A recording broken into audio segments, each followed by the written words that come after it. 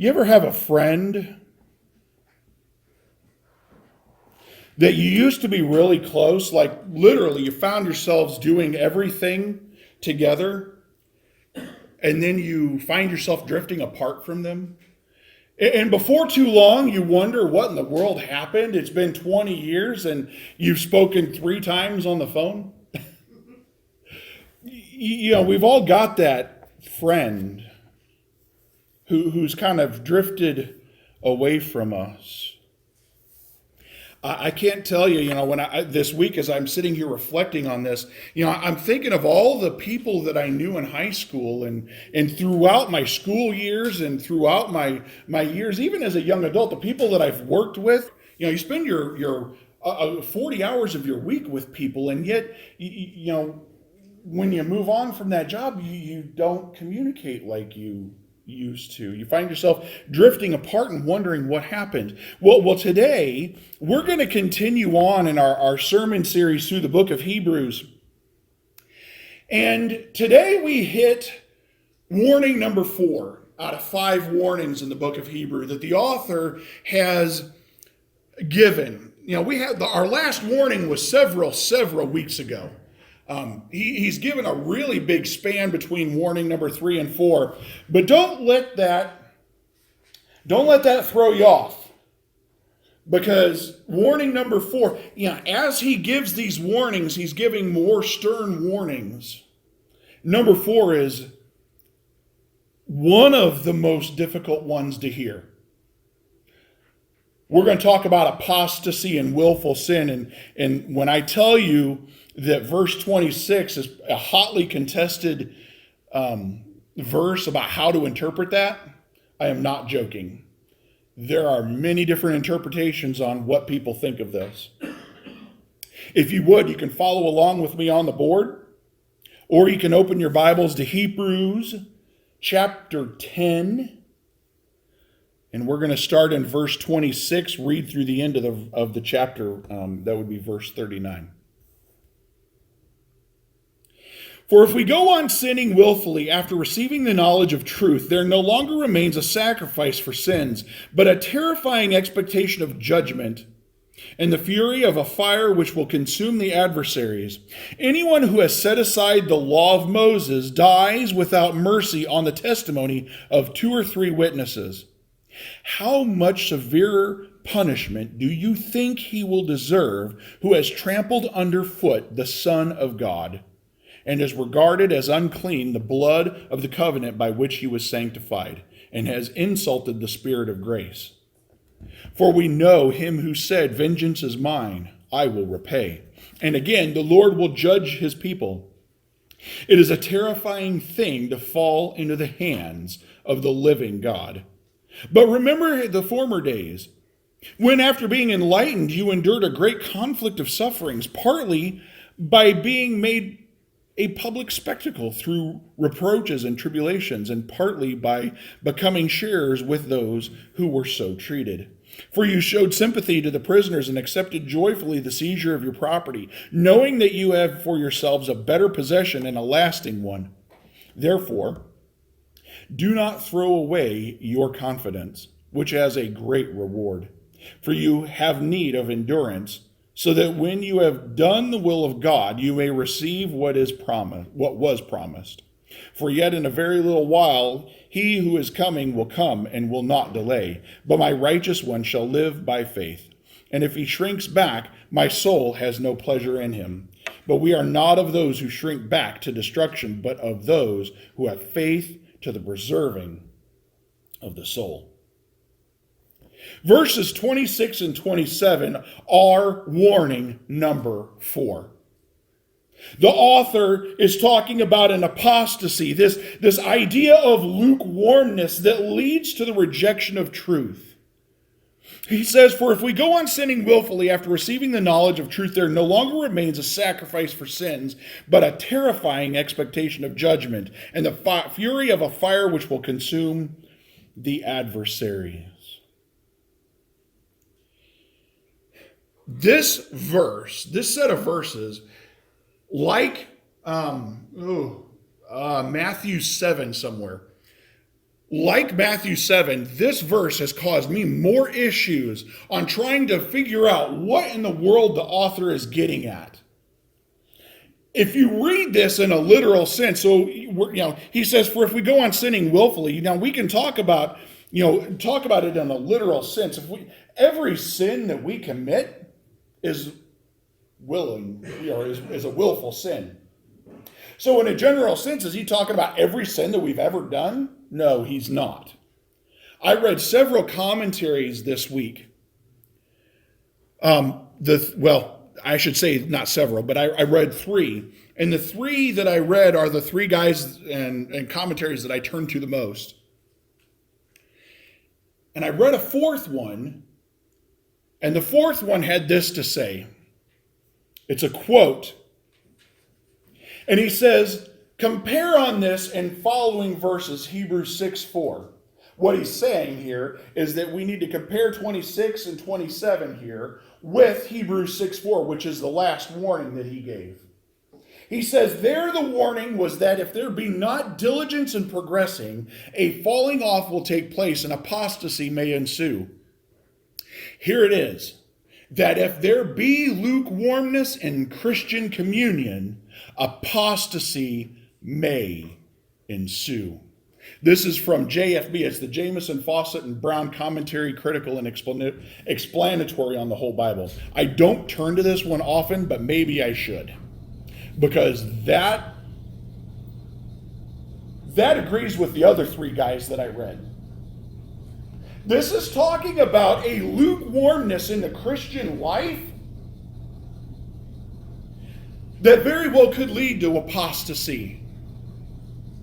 The first step is this lukewarmness. This first step is an idea of apathy. What is apostasy? What is this idea of committing apostasy? Well, apostasy is the abandonment of a prior held belief. Okay? It is the abandonment of a prior held belief. We don't just wake up one day and decide to walk away from our Christian faith. We don't just wake up one day and decide that Jesus Christ isn't worth it. This is a slow fall over a period of time. It starts with apathy. Apathy, my friends, is not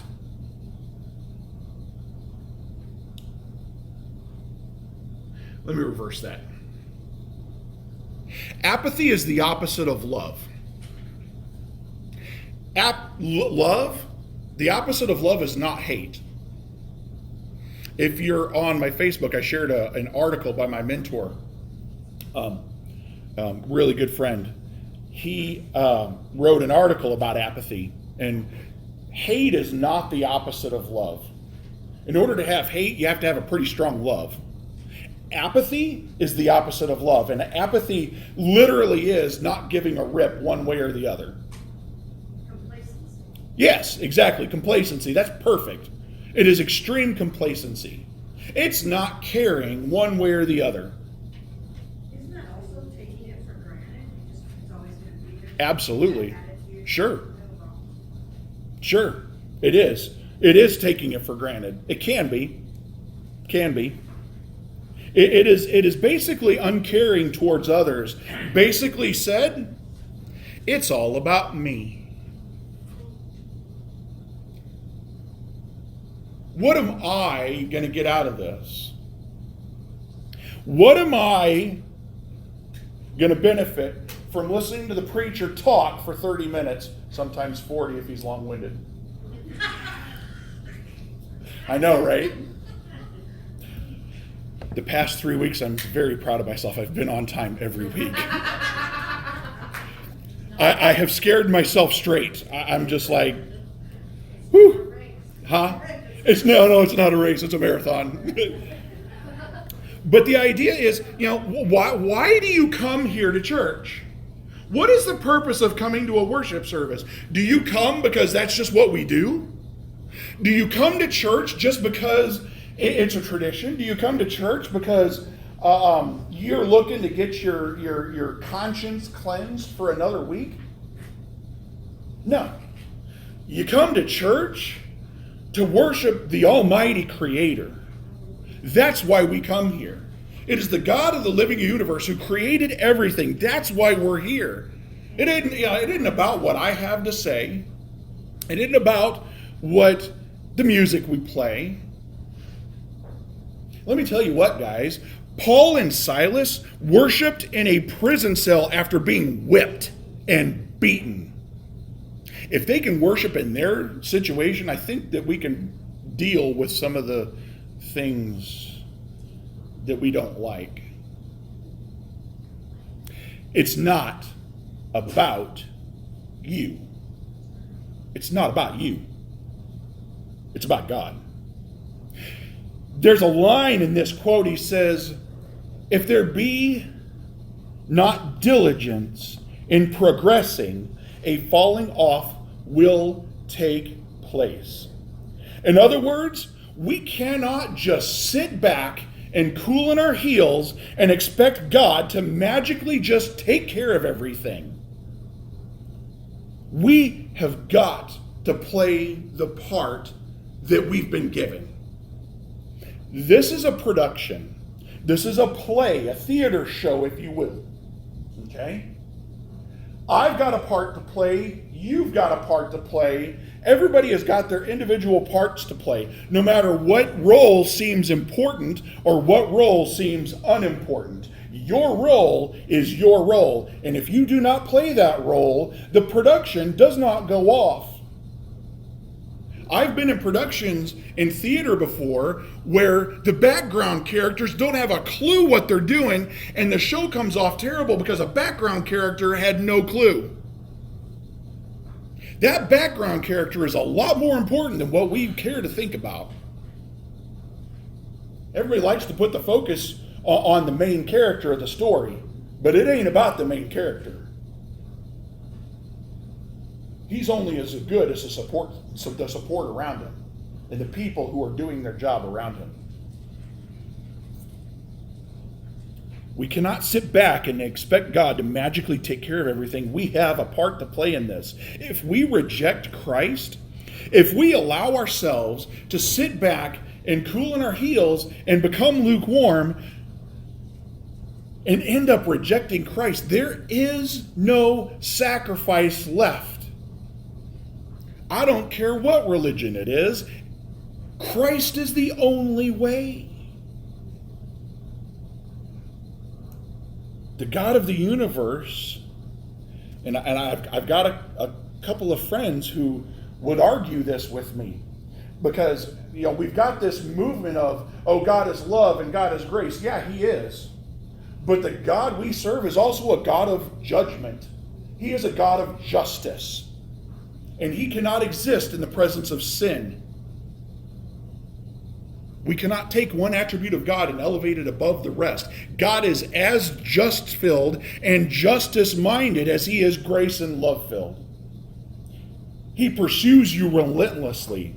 But if you continue to reject Him, upon the end of your life, when you face the great throne of judgment, He will let you have the consequences of your actions.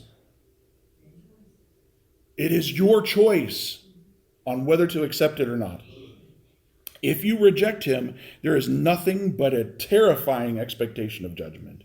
The author uses an Old Testament quote, says, a fury of fire that will consume the adversaries. Verses 28 to 31 goes on, and he talks about how the Old Testament calls for the death of someone at the testimony of 2 or 3 witnesses. We kind of carry that forward into our court justice system. Somebody commits a murder, there's 2 or 3 witnesses, they're going to get convicted more times than not, especially if there's DNA evidence and forensics involved. Somebody commits a murder and there's 2 or 3 witnesses, they're going to be going to jail. Old Testament calls for the death penalty. How much more severe will it be for those who reject the Son of the living God? Quite a bit more severe, as a matter of fact.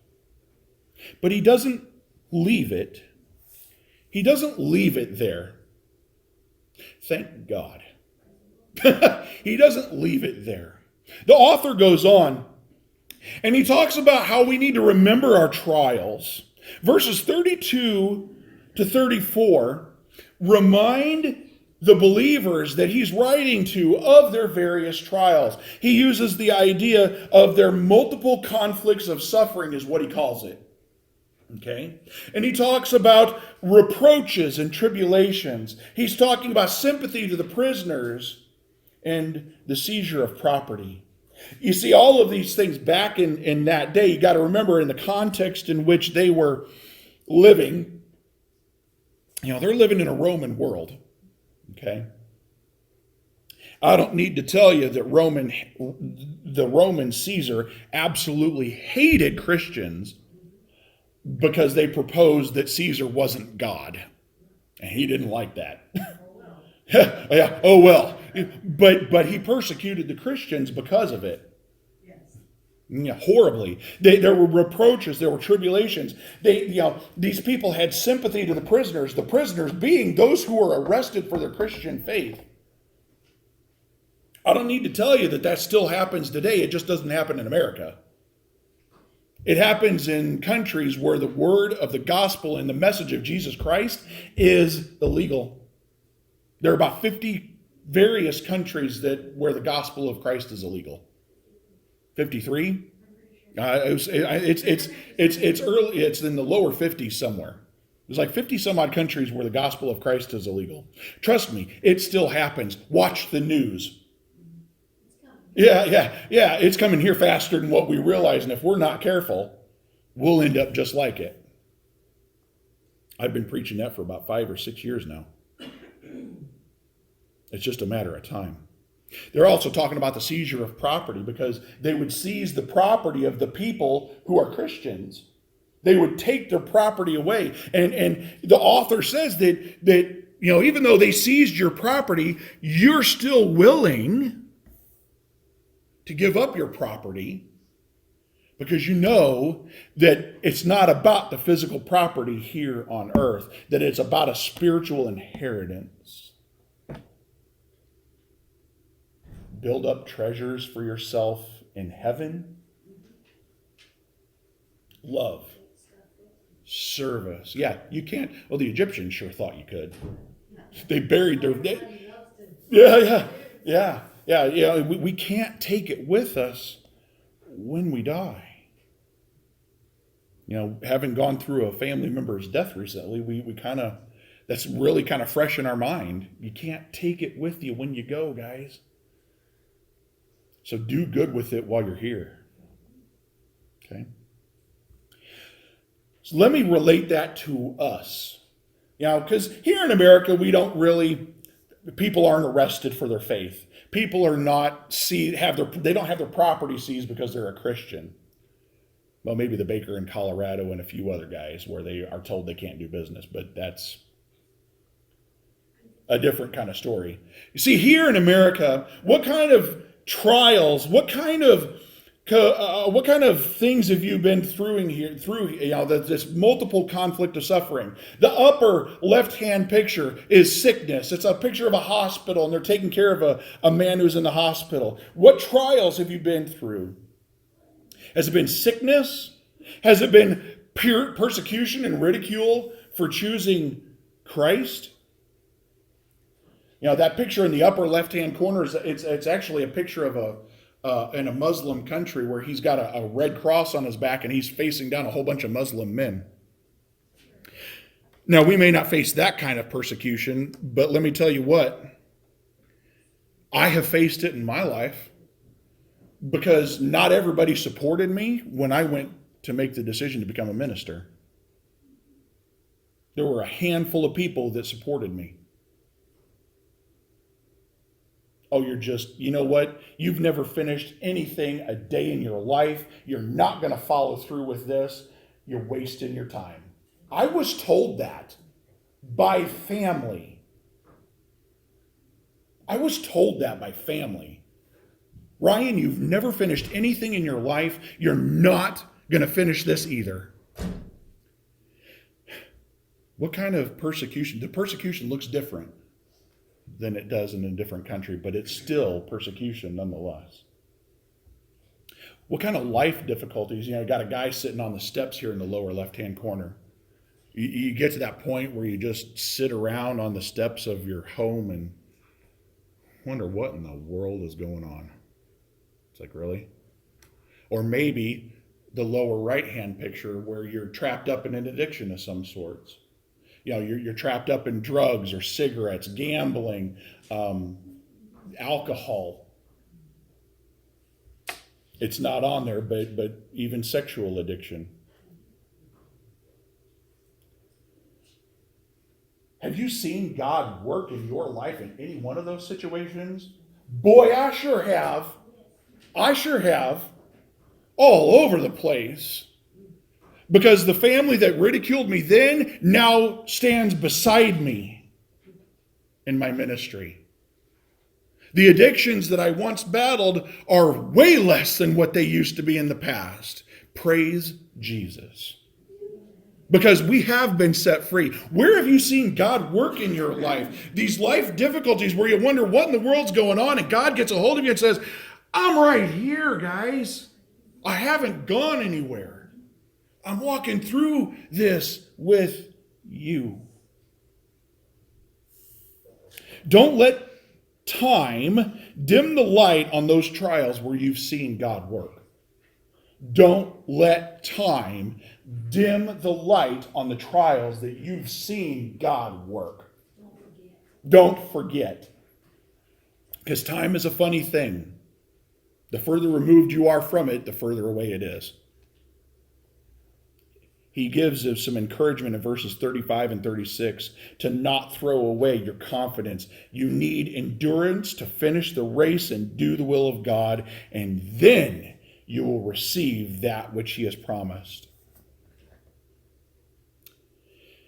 Verses 37 and 38 he takes from Habakkuk 2, 3, and 4, and then Isaiah 26 and Isaiah 26:21, he says, For yet in a very little while he who is coming will come and will not delay. But my righteous one shall live by faith. And if he shrinks back, my soul has no pleasure in him.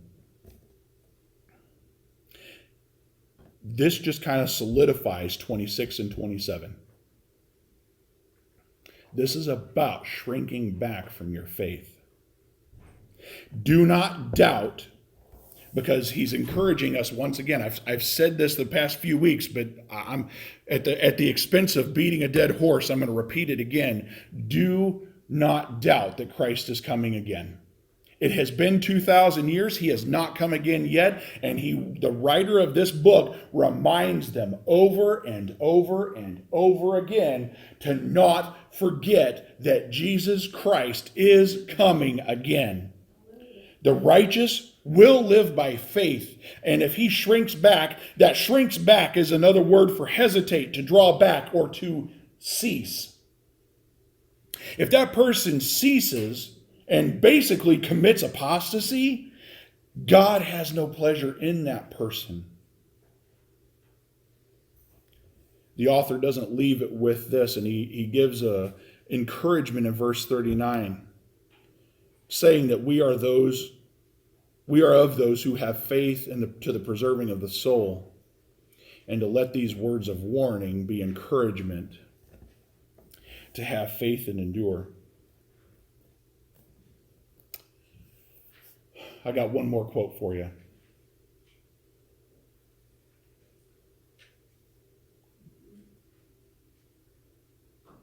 Stop and think about that for a minute. One of the easiest places to get a hard heart is a church. One of the easiest places to hide away from God is in his midst. One of the easiest places to get a hard heart is a church. I was in the middle of writing a sermon, and I was taking a break, and I was playing a game.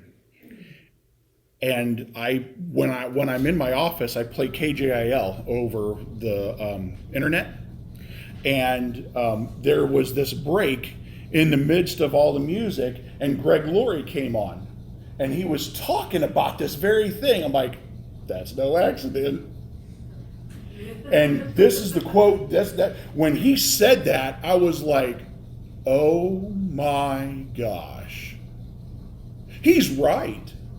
One of the easiest places to get a hard heart is a church. Why? Because you hear the message of Jesus Christ week in, week out, day in, day out, and you become numb to the magnitude of what Christ has done. We become numb to it.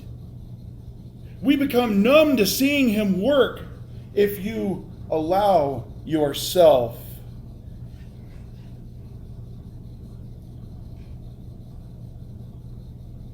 to let that go.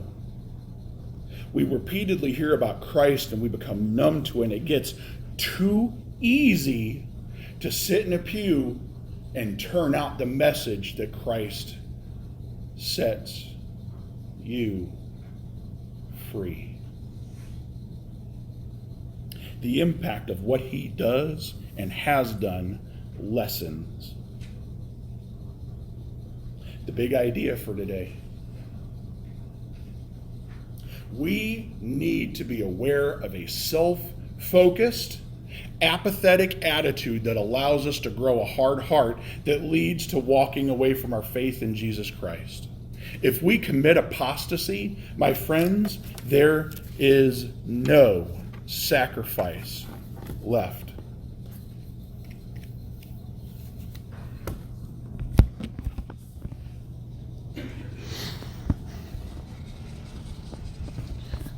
This sermon is kind of right up my alley. This one's right in my wheelhouse, because we're talking about a subject I've written a book about: lukewarm. And let me tell you what, I don't say this to scare anybody, but a good majority of the people sitting in our churches across America are nothing more than lukewarm Christians. We're Laodicea. We're not committed. Last week we talked about talked about not shrinking away from gathering from our worship meetings, and I used it as the idea that we don't participate in Bible studies, we don't come to Sunday school, we don't come to church as much as we should.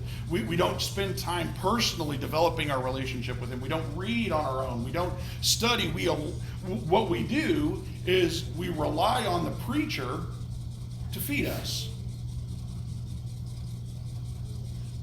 My job is not to feed you. My job is to guide you along and teach you how to feed yourself. That's my job. Because guess what, guys? I'm on this walk too. I'm trying to keep myself afloat as much as I am everybody else. I'm trying so hard just to walk the walk every day, every day, every day, every day. Keep walking the walk and keep walking the walk.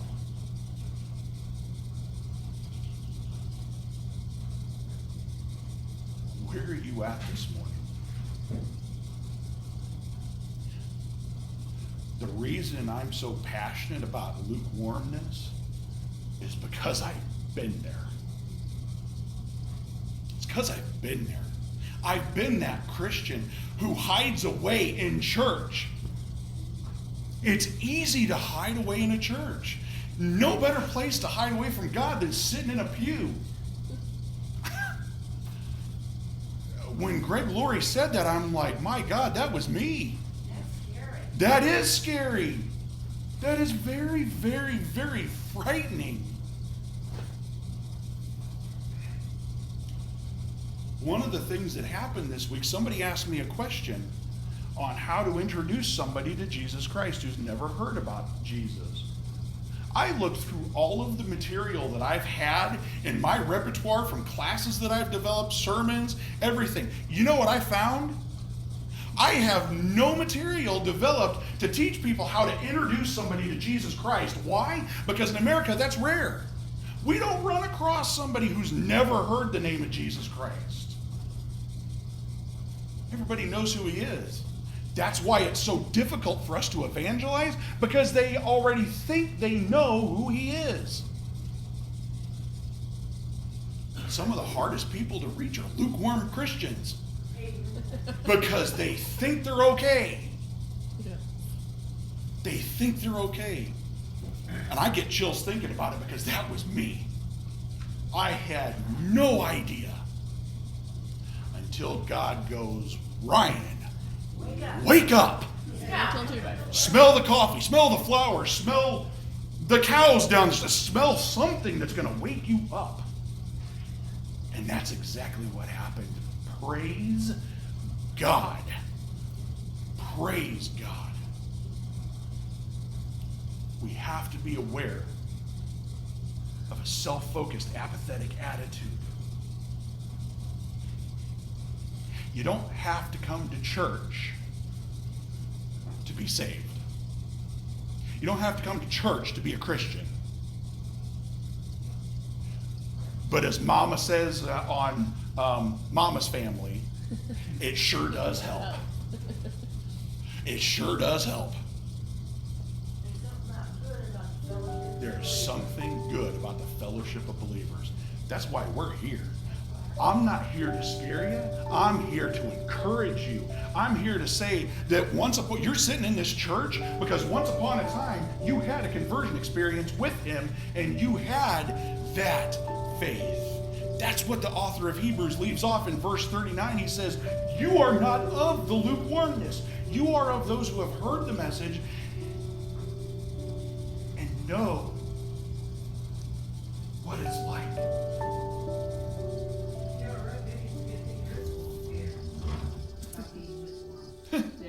Well, let me tell you what, it still scares me.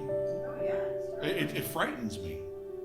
That's why verses like that are so convicting. It's Matthew 7 too. It's because it is convicting. It is. It is not something that God is not this genie. He's not just going to magically work everything out in your life to where it's okay. There's effort that goes in with it on our part. And if we're not willing to make sure that we're progressing, just like that quote from the JFB commentary, if we're not willing to take our part in it, there's nothing left.